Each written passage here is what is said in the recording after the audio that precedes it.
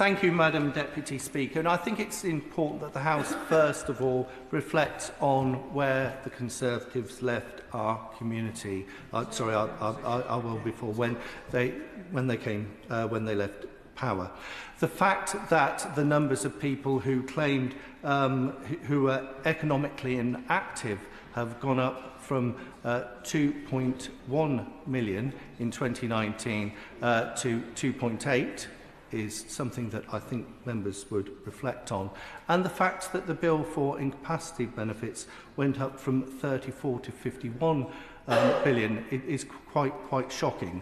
And so it is interesting that they feel that they're able to share their pearls of wisdom to the Chamber after leaving the world in such a sorry state. In fact, I'm sure that Disraeli and Peel must be turning in the graves the way that the Conservatives have climbed into the gutter of these proposals that are before us this evening. There are some real challenges, and what we need to be seeing, Madam Deputy Speaker, is a true culture change both in the benefit system and a culture change in the employment world to actually help people get into work. And part of that culture change should be a trauma-informed approach, both in our the way that the DWP and our civil service work, but also how our society works so that we can be helping those people into work where they can.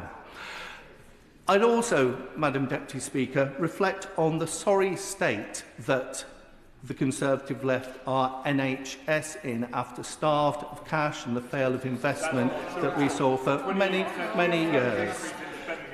It is a great pity how many residents came to me in my first year of being an MP for Torbay who weren't able to gain access to the operations that we required due to the lack of investment by the Conservatives over many years, where they bled money out of the capital system to cover costs of revenue.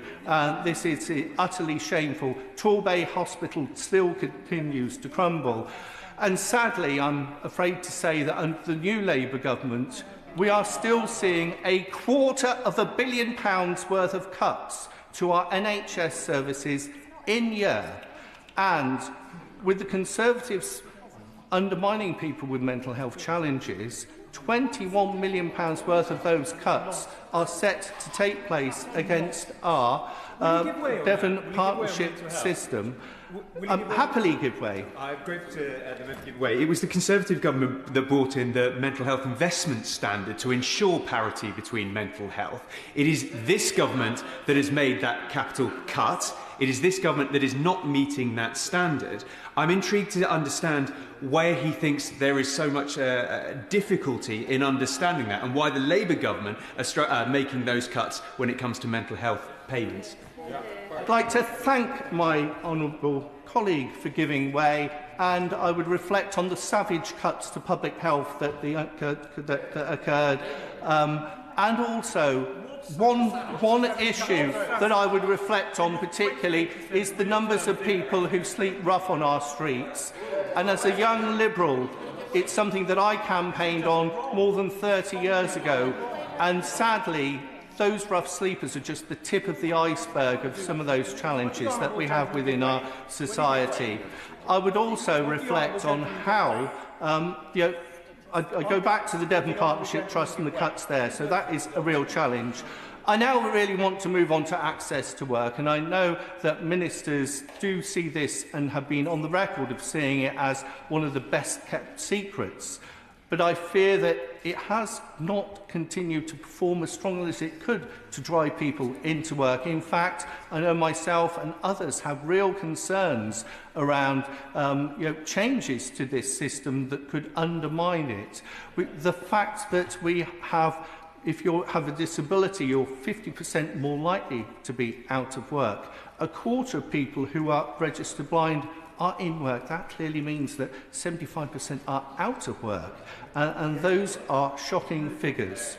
I welcome the fact, and the Liberal Democrats welcome the fact, of the Charlie Mayfield report, which is looking at how we can engage with appropriately the employment world and seeing what positive lessons can be learnt from our nearby colleagues in Europe. And I look forward to that coming forward, but perhaps the government got the horse and the cart the wrong way round, as perhaps that report should have been undertaken before the Employment Rights Bill was actually progressed. Finally, I'd like to come to something that Liberal Democrats have voted against on 3 occasions of this Parliament, and that is the two-child limit and the benefit cap. Yet some people, what for the widow and the children where the husband dies? But what choice was there? I'm just shocked that the Conservatives have such levels of heartlessness that they're turning those back on those individuals in what they alluded to there. We have 4.5 million children living in poverty within the United Kingdom. That's every 3rd child living in poverty. I reflect that when I visited Barton Hill Academy in recent years, I asked the kids what they liked and what they didn't like about Torbay. And it wasn't so much about the litter and things like that you expect. It was about mom and dad not being able to make ends meet. And I wonder how many of those youngsters were impacted by the two-child limit. So I would, in conclusion, I would say that there are some elements of this bill that as Liberal Democrats we welcome, such as managing the benefits bill, a return to face-to-face assessments where they can, but others of this are totally derisible. For us, we see the benefit system akin to our NHS, something that should be there to support people to live their best lives, and therefore we will not be supporting this motion before us tonight. And with an immediate 4-minute time limit, Luke Akerst.